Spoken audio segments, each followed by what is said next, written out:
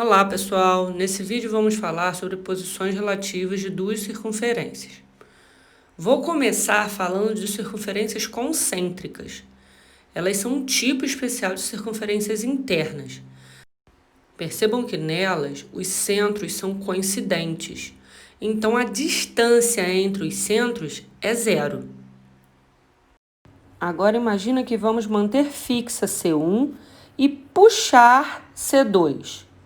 Percebam que agora o centro O2 ficou deslocado em relação ao centro O1. Então, a distância entre esses dois centros vai ser menor que R1 menos R2, porque essa circunferência C2 ainda não está tocando na circunferência C1.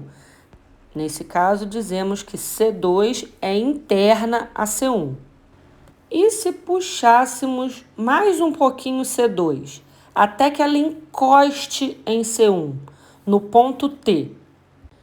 Nesse caso, C2 vai ser uma tangente interna ou tangente interior a C1, porque ela está tocando em C1 no ponto T.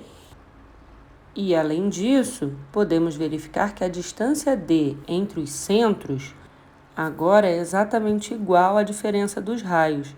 Então, D é igual a R1 menos R2. E se puxássemos mais um pouquinho C2? Agora, as circunferências teriam dois pontos em comum, porque elas vão estar se cruzando.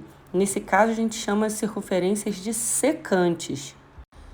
A distância entre os centros, nesse caso, é maior que a diferença dos raios, mas não chega a ser igual à soma. É, na verdade, algum valor entre a diferença dos raios e a soma dos raios.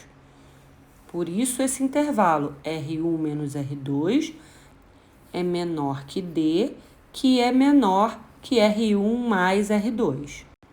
Agora, vamos manter fixa novamente C1 e puxar mais um pouquinho C2, até que ela encoste na circunferência C1 pelo lado de fora. Aí teríamos o caso de circunferências tangentes exteriores ou tangentes externas. Por quê? Porque elas se tocam em um único ponto, que ali está o ponto de tangência, sem ter nenhum ponto interno em comum. Nesse caso, percebam que D é a soma dos dois raios. Vamos puxar mais um pouquinho C2 e deixar ela um pouco mais distante de C1. Percebam que C2 e C1 agora não tem mais nenhum ponto em comum, nem nenhum ponto interno em comum.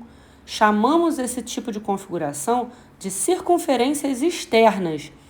E a distância entre os centros vai ser agora maior que a soma dos raios. Nessa explicação, pessoal, percebam que eu fui afastando as circunferências, fui afastando os centros das circunferências, para vocês verem como que a distância entre os centros vai aumentando. Em sequência, tem um quadro resumo com a relação da distância entre os centros das circunferências e suas posições relativas.